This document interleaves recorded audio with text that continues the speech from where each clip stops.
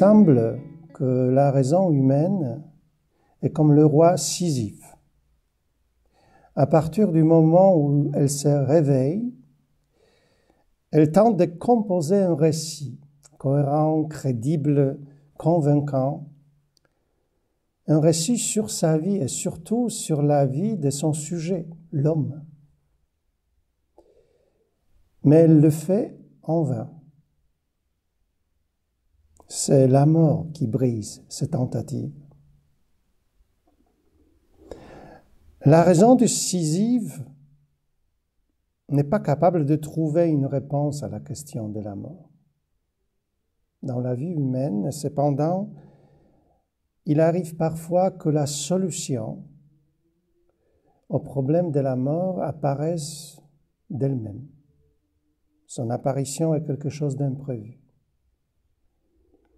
Sa forme, sa puissance, ses conséquences évoquent toujours la surprise, un genre d'illumination. Une étrange clarté se révèle. Mais pour la raison, cette clarté n'est pas une lumière, n'est pas une clarté. C'est plutôt une obscurité complète. Pour la raison, ce n'est aucune solution. Cette étrange clarté qui, d'un côté, l'attire, est plutôt quelque chose qui l'embarrasse par sa présence et sa simplicité. Cette étrange clarté apparaît dans la conscience humaine.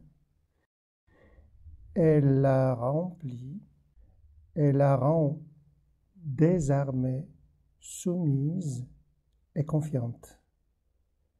Elle commence à conduire l'homme vers l'inconnu.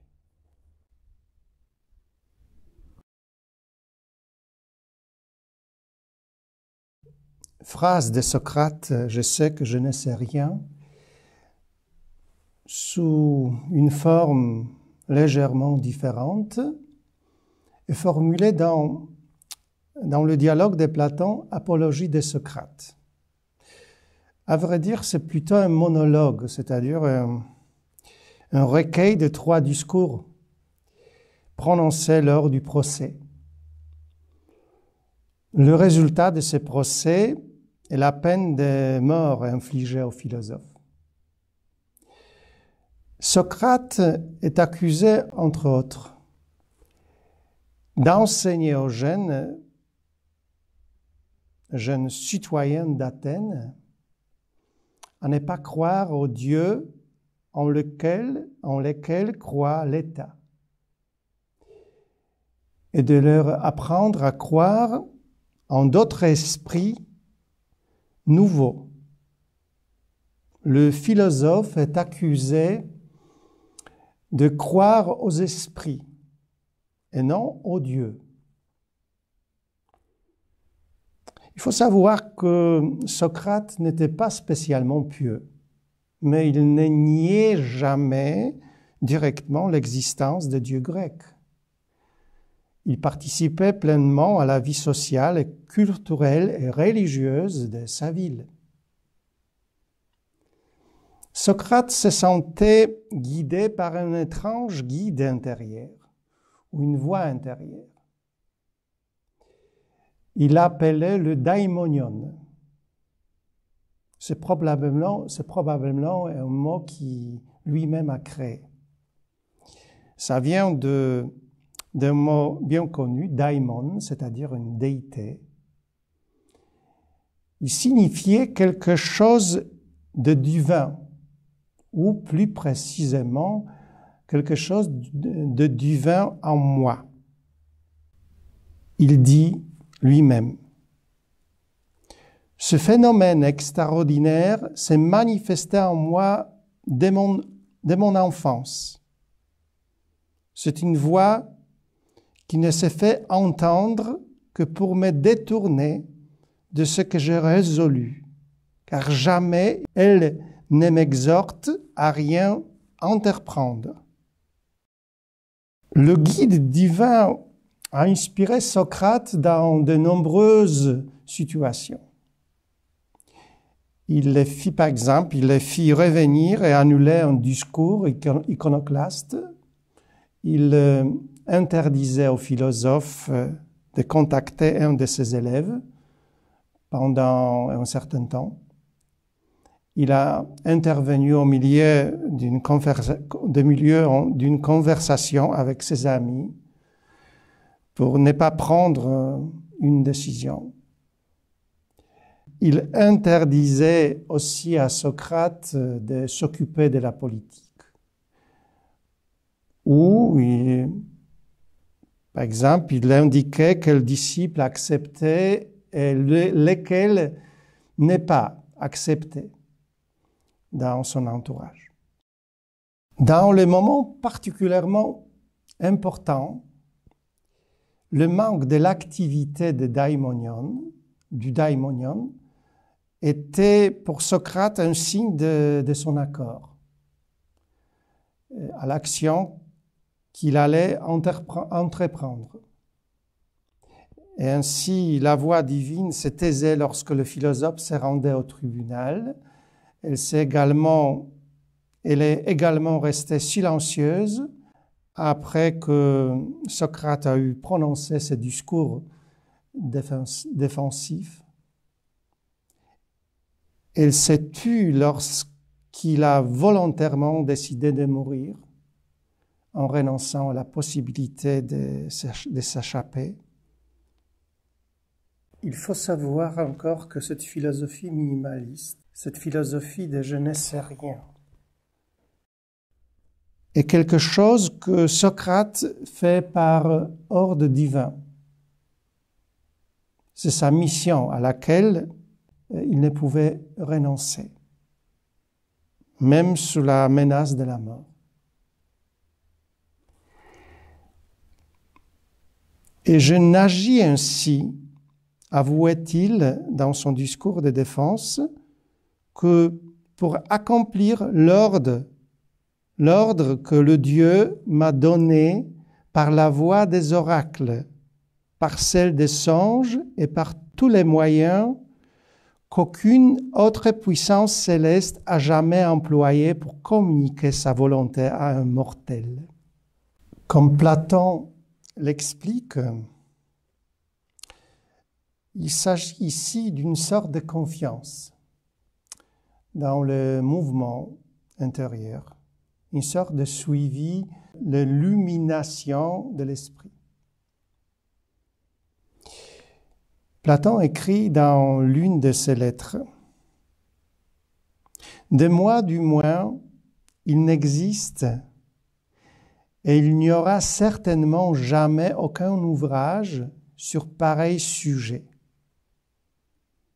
Il n'y a pas moyen, en effet, de les mettre en formule, comme on fait pour les autres sciences.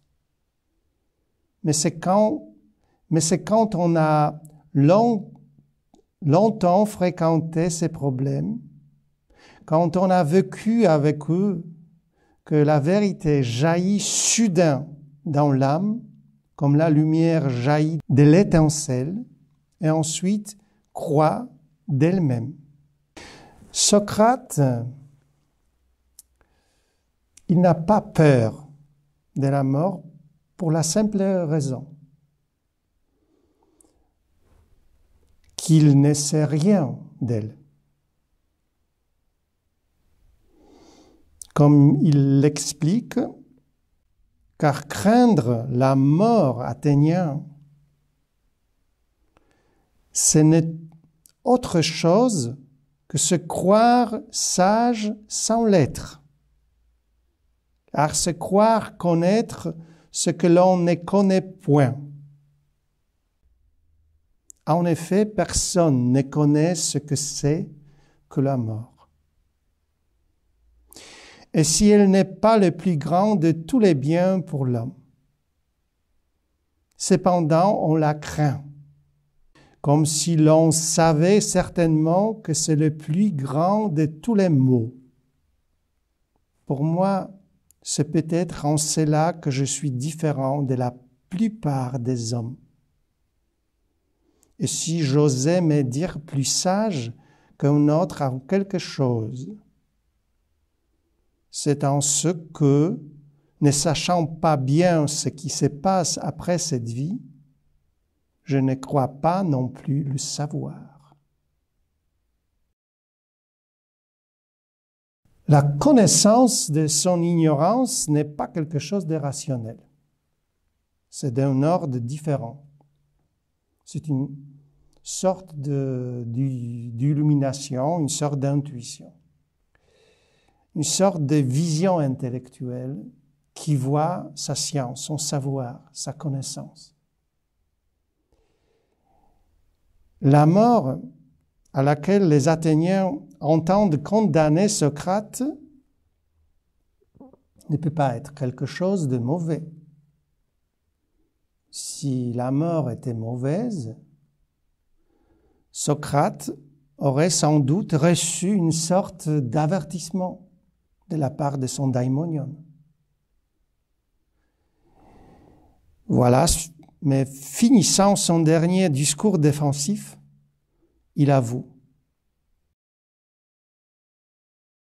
c'est pourquoi, mes juges, soyez pleins d'espérance dans la mort et ne pensez qu'à cette vérité, qu'il n'y a aucun mal pour l'homme des biens, ni pendant sa vie, ni après sa mort, et que les dieux ne l'abandonnent jamais.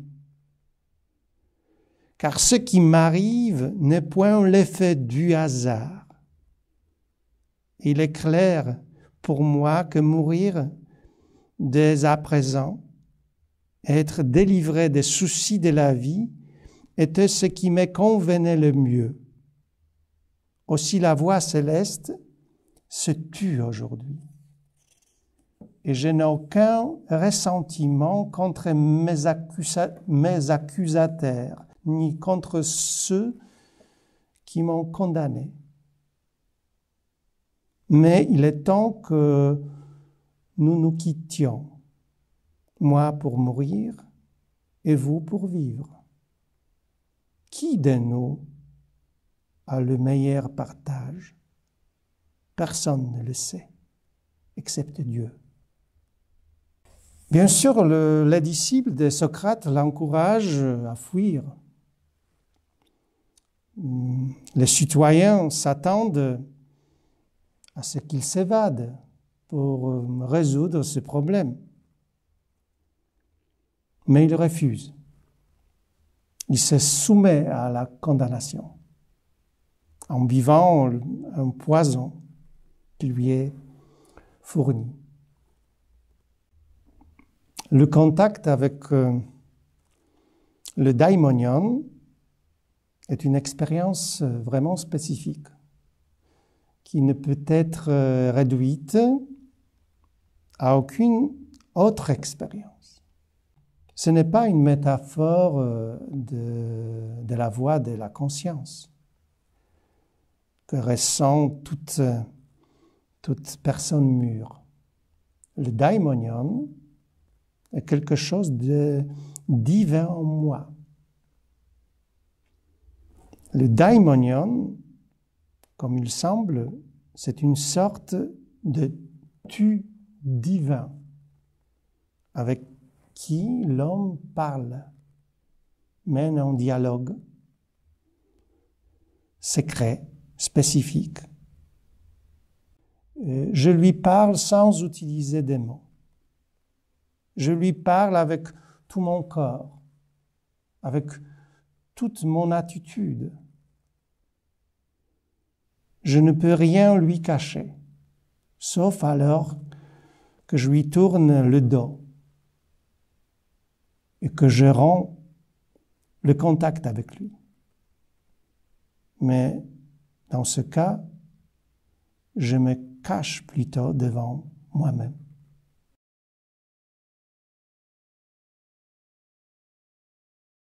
le cœur constitue le centre même de la personne.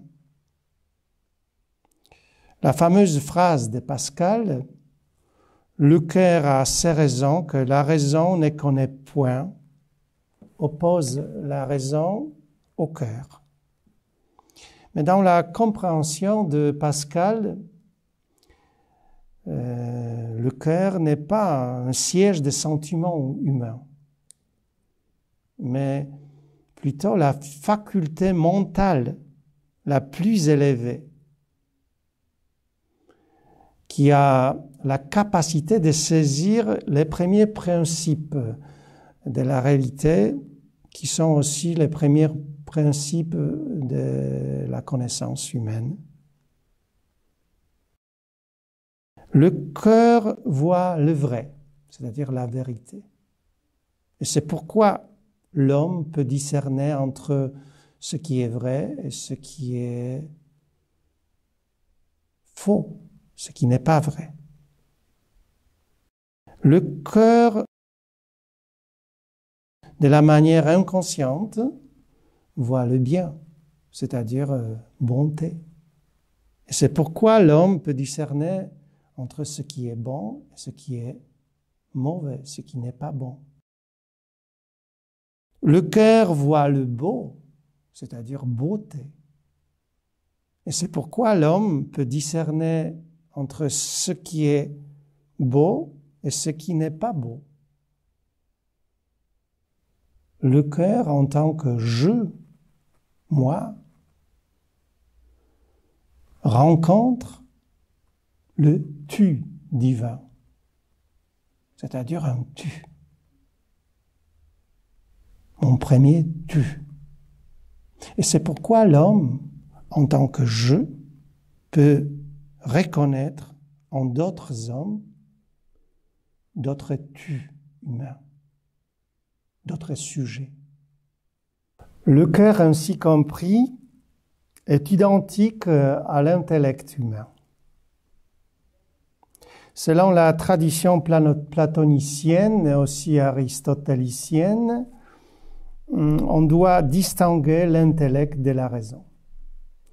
La raison construit ses objets de connaissance, qui sont des concepts. Elle les voit devant d'elle-même. Elle les voit séparés d'elle. Les concepts, nous les avons. L'intellect ne construit rien. Il voit ce qui existe, même si la richesse de cette réalité dépasse l'intellect. Il voit ces idées, on peut dire. Il voit ce qui existe par admiration. Il voit tout en lui-même. Et c'est à travers ce qu'il voit en lui-même qu'il perçoit la réalité extérieure. Ce qui est en moi est moi-même. Je ne l'ai pas. Je le suis. L'intellect est le je le plus profond de chaque être humain. Le je, le moi, en tant que sujet. Le je le plus authentique. Il ne s'agit donc pas du je dont l'homme parle lorsqu'il parle de lui-même. C'est le je qui parle lorsque l'homme parle de lui-même. Bien qu'il existe dans la raison humaine un concept du je, le je, ce sujet, n'est pas ce concept. On ne peut pas le voir devant soi-même. comme un objet, mais seulement en soi-même. S'il s'agit de la question de la mort, il est très important de pouvoir distinguer l'intellect de la raison. Parce qu'il faut distinguer la réalité, c'est-à-dire la réalité des sujets subjectifs, de la réalité d'objets objectifs. C'est-à-dire, il faut distinguer ce que nous avons de ce que nous sommes. Il semble cependant presque certain que la mort est une perte, non seulement du corps, mais aussi de tout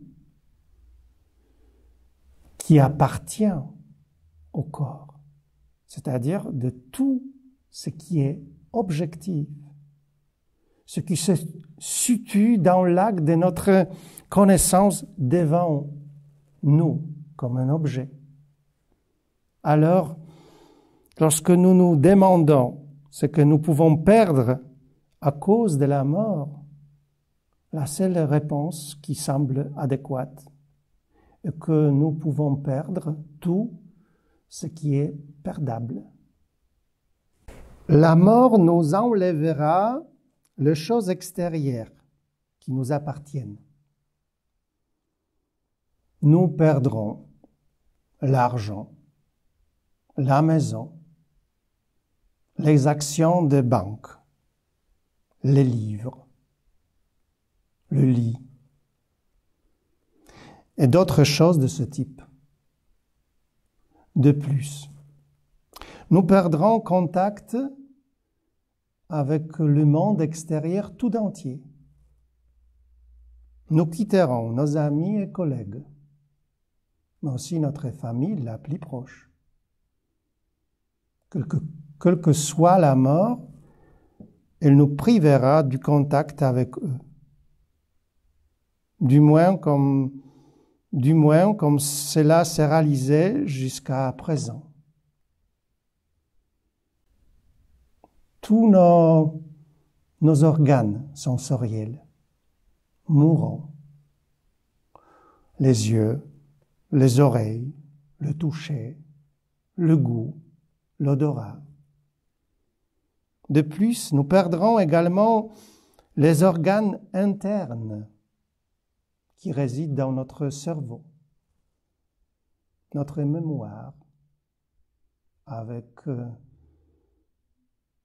toutes les images, imagination, mais aussi notre capacité de créer des images et des fantasmes. Nous perdrons aussi tous les concepts, parce que les concepts ont des composantes sensitives, c'est-à-dire matérielles. Et avec ces concepts, nous perdrons tout ce que nous savions sur nous-mêmes, sur les autres et sur Dieu, mais aussi sur le monde. Notre érudition, savoir, connaissance deviendront vides. La connaissance de la science, du droit, de la philosophie ou des langues restera dénuée de contenu. Si Socrate, à l'approche de la mort, dans l'un de ses discours défensifs, dit qu'il sait qu'il ne sait rien, ce qu'en certains sens, il révèle l'état final de l'homme.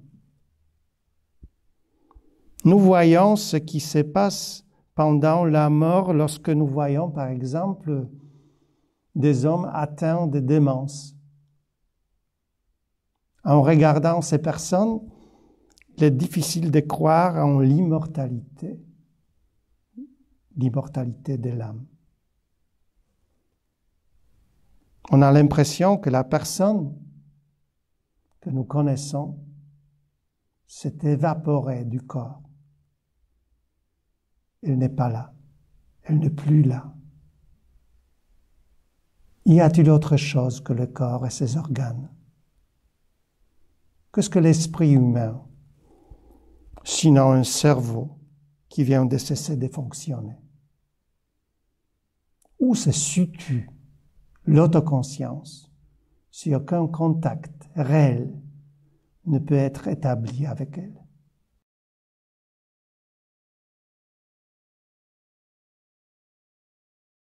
C'est justement face à la mort que nous comprenons le plus la vérité que nous ne savons rien. Tout d'abord, nous ne savons pas ce qu'est la mort elle-même et ce qui nous arrivera lorsqu'elle surviendra. Malgré la conscience de notre ignorance, nous pouvons cependant dire qu'il y a quelque chose en nous qui ne peut être privé par la mort. Il y a quelque chose dans chaque être humain qui est imperdable, inaliénable, inamovible. Cette imperdabilité n'a pas la signification absolue, bien sûr. Nous ne savons pas et nous ne saurons probablement jamais si nous sommes immortels ou non. D'ailleurs, aucun sujet existant ne peut savoir de telles choses, puisque la vie n'est pas quelque chose qu'on a. Tout comme on ne peut pas regarder son jeu subjectif, on ne peut pas non plus regarder sa vie, son existence, de manière objective. On est la vie, on y participe. Nous disons donc que quelque chose n'est imperdable que dans un sens relatif. C'est-à-dire qu'il est imperdable par rapport à nous.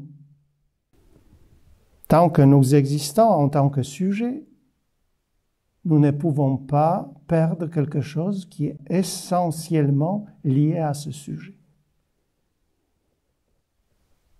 Si seulement ce qui est perdable meurt en nous, c'est-à-dire seulement ce qui peut mourir, la mort nous rendra seuls avec nous-mêmes. Notre jeu subjectif, notre sujet même, attirera notre attention qu'il n'a jamais eue dans la vie. Il y aura une auto-identification profonde. L'identification avec une conscience de sujet, de notre moi, pur. Mais cette identification ne commencera qu'après notre mort. Ce processus a une longue histoire, bien sûr. Il s'est réalisé par l'identification à la vérité. Chaque fois, lorsque nous cherchons la vérité elle-même, pas pour d'autres choses utiles ou agréables. Il s'est réalisé par l'identification au bien. Parce que nos actes moraux ne résultaient pas seulement des ordres, des commandements et des obligations internes, mais ils étaient parfois, c'est rare, mais ça existe, le résultat d'un pur mouvement du cœur, quand nous étions émus par quelqu'un, par une situation, par la dignité perdue d'une personne. Il s'est réalisé aussi par l'identification au beau. Il s'agit ici de toutes les situations où nous étions vraiment inspirés, où nous avons du souffle. Il s'est réalisé aussi par l'identification à ce qui est vraiment religieux. Il s'agit des actes religieux authentiques, vraiment les nôtres. Comme nous avons eu un contact avec notre je, et nous avons vu, d'une certaine façon, notre je nu face au tu divin. Il s'est réalisé enfin par l'identification à l'amour. L'amour sincère, authentique, non inventé, bien ciblé, immuable, désarmé. Nous aimons vraiment quelqu'un quand notre amour n'est pas lié à ce que nous pensons de lui, mais à son vrai je, son moi. Nous ne possédons pas de connaissances sur la personne aimée. Nous ressentons plus que nous ne savons. L'amour précède la connaissance rationnelle. Il est plus rapide qu'elle. L'amour peut se passer de concepts. Il aime non pas un objet de ses pensées, mais un autre sujet. Il appartient donc au monde de sujets, pas au monde d'objets. L'homme élargit son monde de sujets et il a introduit dans ce monde un autre sujet, un autre moi. Quand le cœur connaît l'autre cœur, il ne connaît aucun objet, mais connaît avec l'autre cœur et à travers ce cœur. Il connaît ou, si vous voulez, vit un autre sujet.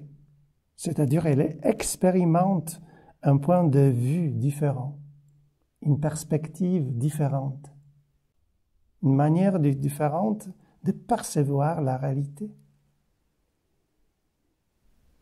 Aussi paradoxal que cela puisse paraître, la connaissance par le cœur a lieu lorsque quelqu'un découvre et reconnaît qu'il connaît une autre personne que le sens et la raison commencent à peine à connaître. La connaissance par le cœur consiste à découvrir qu'elle a sa place en nous. Cette personne a sa place en nous. Déjà. Ce type de connaissance ne peut être perdu par la mort. Si le sujet, si mon je, survit à la mort, tout ce qui appartient au sujet vivra aussi avec moi, avec lui, avec ce sujet.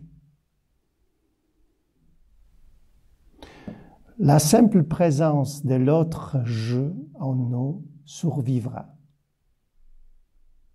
Comme diraient les anciens, survivra en nous le nom de quelqu'un par laquelle une personne convoquera une autre personne.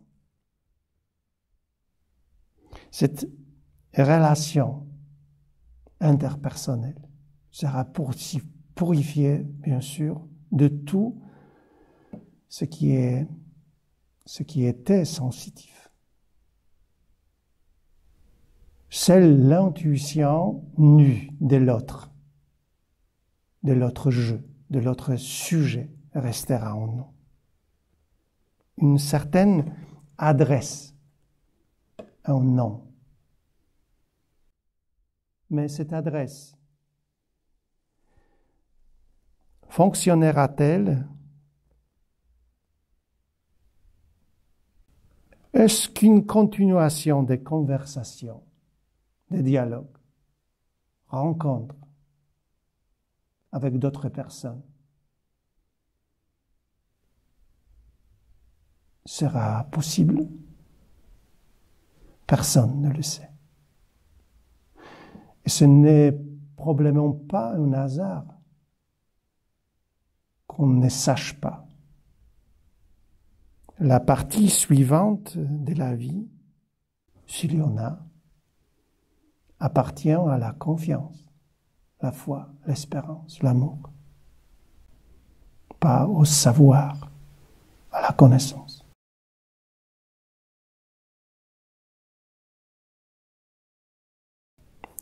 Survivra celui qui ne sait rien. Ce sujet qui sait qu'il ne sait rien. Seul ce lieu en l'homme où l'homme voit l'insuffisance de ses connaissances peut survivre à la mort. Voir son ignorance devient possible lorsque l'homme trouve en lui-même autre chose que cette ignorance, c'est-à-dire une vision, une sorte d'intuition. Si quelque chose survit à la mort, ce sera justement cette vision, cette intuition, cette vision intuitive. Notre intuition intérieure n'est pas différente de ce qui nous sommes vraiment. Nous sommes notre intuition intellectuelle. C'est notre jeu, notre sujet le plus profond.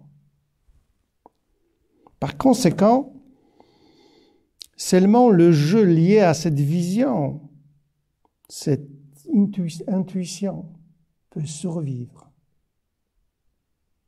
Mais qu'est-ce que c'est cette intuition?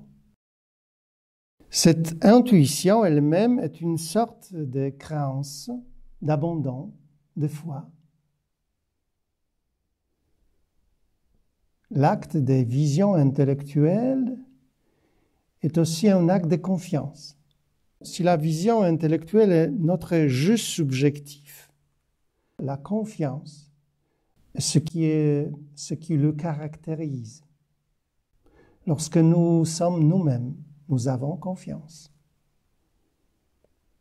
De notre côté, lorsque nous commençons à nous identifier à quelque chose que nous ne sommes pas, nous cessons de faire confiance. Perdre la confiance est associée à la perte de l'être, de l'existence, de contact avec cet être. Nous sommes la confiance ainsi que nous sommes la vision intellectuelle. La confiance n'est pas quelque chose que notre jeu, notre sujet peut avoir ou non. Elle est plutôt une pure expérience de ce jeu, c'est-à-dire la vie même de ce jeu. Nous vivons et en même temps nous avons confiance. La vie, si elle est vraiment la nôtre, si elle est authentique, a le goût de la confiance. Nous vivons en faisant confiance comme nous vivons vraiment. La vie est confiance. Si nous n'avions pas confiance, nous ne commencerions pas à vivre, nous ne sortirions pas de nous-mêmes vers le monde extérieur. C'est grâce à cette sortie que nous vivons, grâce à cette sortie que nous mangeons, c'est grâce à cette sortie que nous apprenons des choses.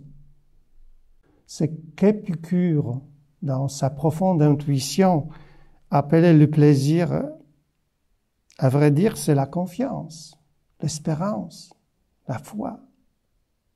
Vivre sa vie avec confiance constitue en effet la source la plus profonde de plaisir catastématique. Faire confiance à sa vie et à toute expérience qu'elle apporte quelque chose d'agréable et de joyeux, quelque chose qui rend heureux. Cette confiance, on peut l'appeler catastématique. Elle n'est liée à aucun désir de posséder. La vie n'est pas quelque chose qu'on peut posséder. On ne possède ni vie finie, ni infinie, éternelle. Le désir de posséder les choses vient de ne pas posséder sa propre vie. Nous voulons posséder notre vie en acquérant diverses choses. Nous nous accrochons aux choses parce que nous ne pouvons pas nous accrocher à la vie elle-même. Nous voulons la posséder, mais ce n'est pas possible. Si l'on ne peut avoir la vie, cela signifie qu'on est la vie. Même cet être qui existe infiniment n'a pas sa vie. Un tel être, d'ailleurs, ne possède rien. Un tel être est tout. C'est pourquoi l'homme n'a ni la vie éternelle maintenant, ni l'aura, ni ne l'aura plus jamais. En effet, on possède ce qui précédemment est devenu un objet de notre connaissance. Et ce qu'on a voulu, désiré. Par contre, on est ce qui existe à l'intérieur, dans le sujet qu'on est.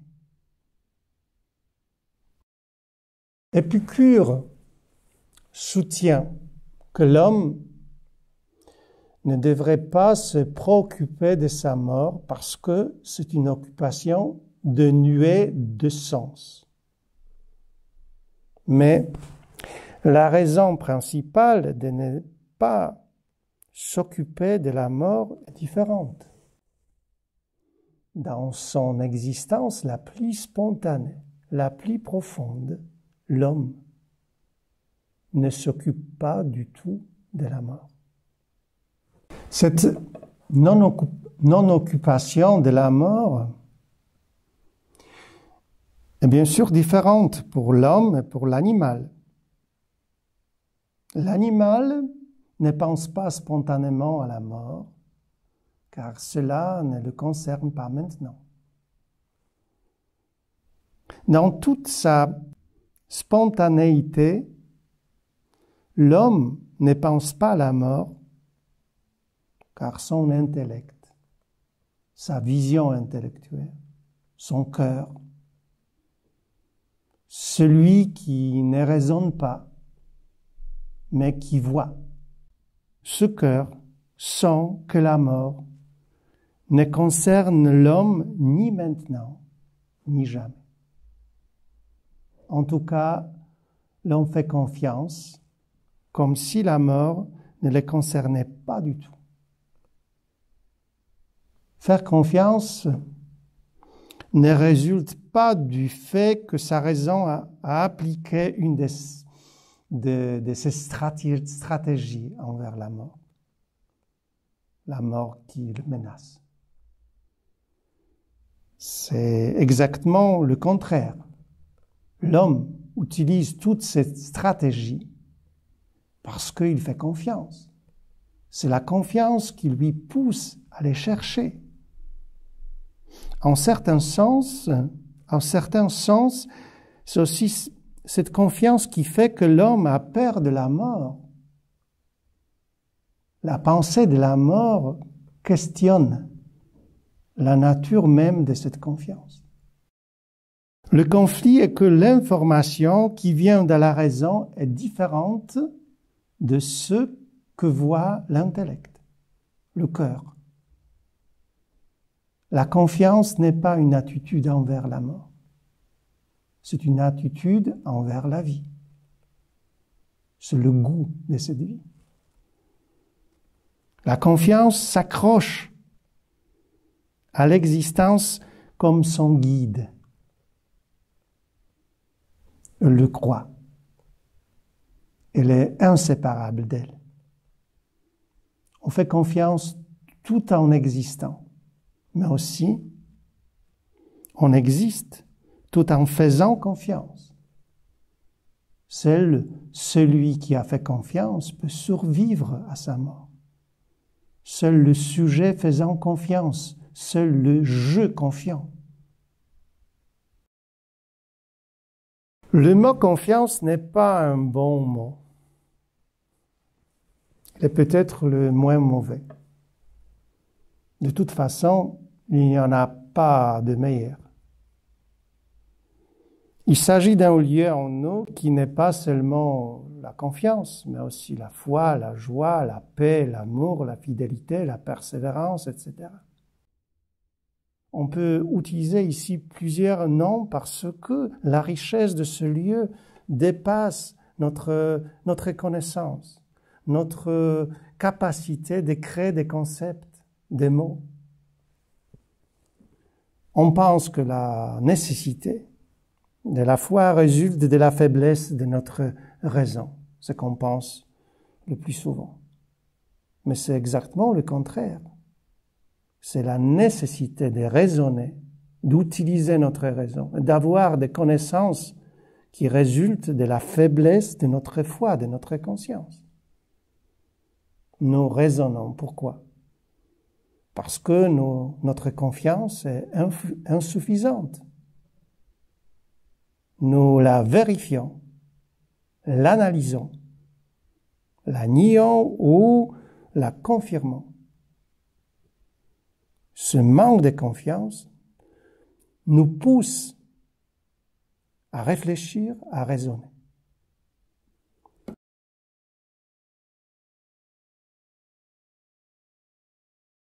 Dans notre culture, la confiance est vécue le plus souvent comme une valeur en soi, sans aucune référence interpersonnelle. En éprouvant ainsi la confiance, l'homme s'installe en lui-même. Il se sent mieux lui-même, c'est-à-dire il sent mieux son essence. Il s'identifie à ce qui est le plus profond en lui. La confiance prend le dessus sur l'homme, mais il faut toujours ajouter que ce n'est pas une forme de domination, bien sûr. C'est une sorte d'apaisement.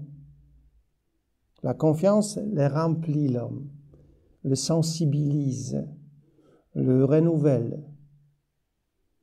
Bien que souvent vécu comme une valeur en soi, essentiellement la confiance est quelque chose de relationnel, interpersonnel.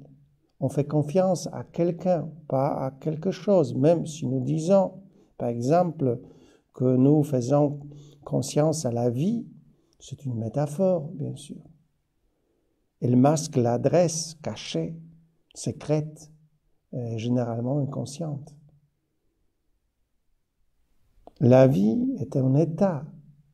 On ne peut pas parler avec la vie. On ne peut pas dialoguer avec elle. Nous la vivons simplement, ressentant le besoin de dialoguer avec quelqu'un qui se révèle à travers notre vie. Socrate fait confiance au daimonion, Et cette confiance personnelle est plus importante que toute connaissance. Et la déclaration « je sais que je ne sais rien » est essentiellement une déclaration de type je fais confiance et je ne sais rien. Sans cet acte de confiance, cette formulation est incompréhensible. Socrate ne sait pas qui est le daimonion. Il n'a pas besoin de le savoir. Socrate parle tout au long de sa vie avec le daimonion, et le daimonion se fait de mieux en mieux connaître. Socrate, par contre, il sait ce que n'est pas le daimonion. Il sait qu'il n'est pas l'un des dieux connus, appartenant au panthéon de dignité athénienne. On peut dire donc qu'il est, dans ce sens, un nouveau dieu. Mais le daimonion n'est qu'un dieu au sens le plus large du terme. Il est quelqu'un de spirituel, d'immatériel, d'invisible, avec qui Socrate parle. C'est une personne incorporelle, spirituelle, un sujet immatériel. Il est, comme on peut l'appeler simplement, le tu divin. Le daimonion ne semble pas être le dieu privé de Socrate. Après tout, l'expérience de quelque chose de divin en moi n'est pas l'expérience exclusive, bien sûr. Beaucoup de gens prient et parlent au tu divin de cette manière.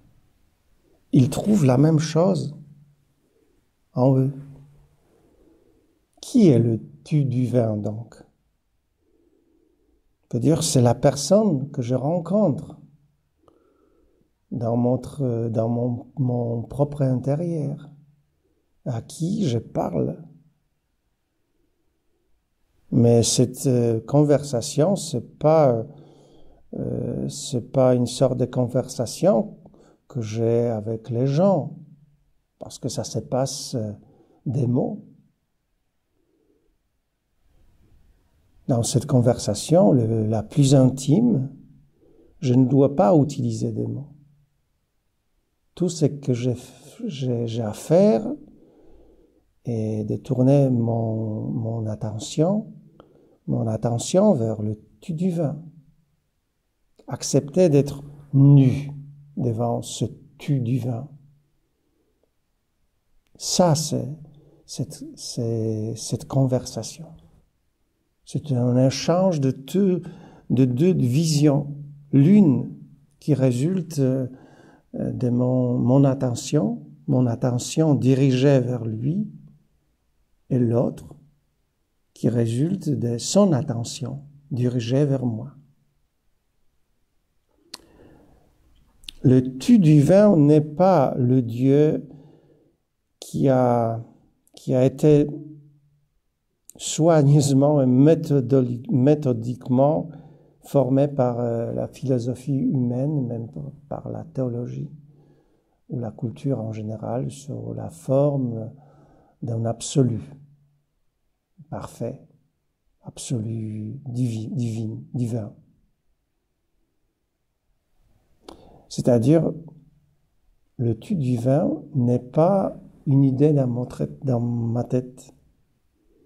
C'est pas une idée de Dieu tout-puissant, omniprésent, omniscient, éternel. Personne et rien ne doit me convaincre que le tu divin avec qui je parle est plus grand, plus fort, plus parfait que moi. Et je le crois spontanément. Ça vient pas de ma raison, ça vient de mon expérience. de l'expérience de sa présence en moi. C'est la confiance qui me fait chercher le tu divin. C'est l'autre côté de ma confiance. C'est une adresse de ma confiance.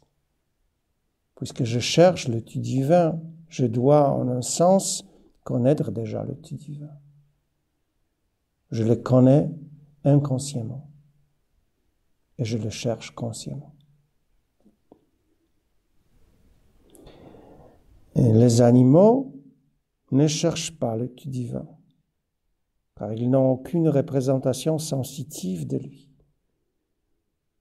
Cependant, les gens, bien qu'ils n'aient pas non plus de représentation sensitive du tu divin, ils le cherchent. Ils le cherchent. Dans les fruits sont diverses religions. Les gens ont quelque chose en eux, une lumière inconsciente, une confiance, une foi, qui les pousse à chercher, voilà, ce tu divin. Cette foi, cette confiance dont les animaux sont privés. L'apparition du tu divin dans la conscience de l'homme résulte de la, je veux dire, conceptualisation de ce qui est essentiellement non conceptualisable. On saisit quelque chose qui est insaisissable.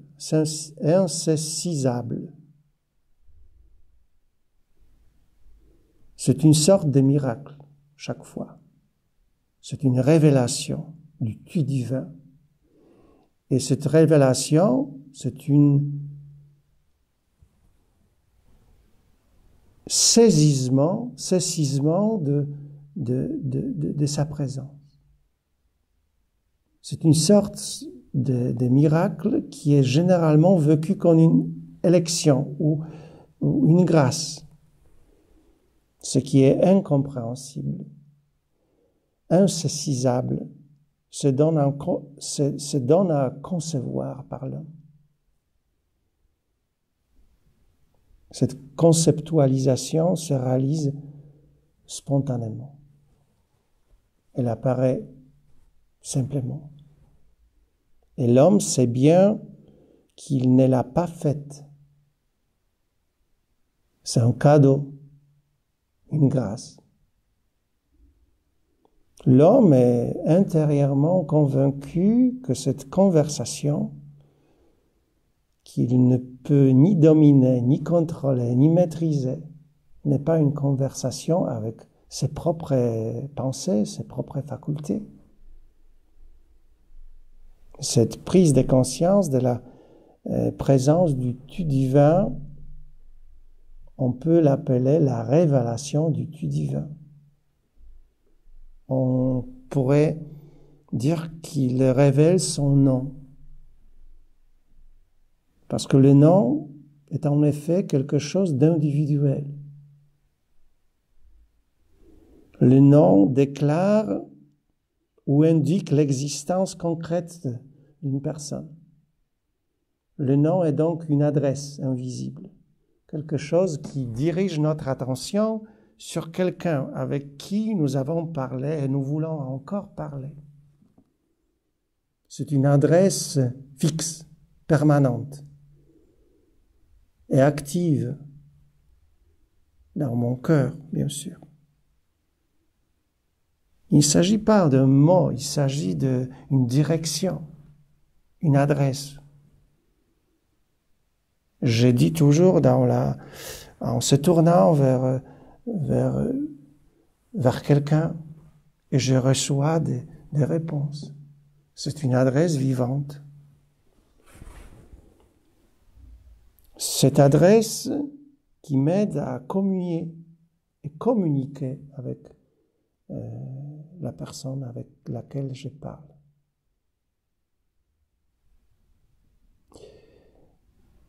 C'est une adresse permanente et active dans mon cœur qui me guide spontanément et infailliblement vers un lieu en moi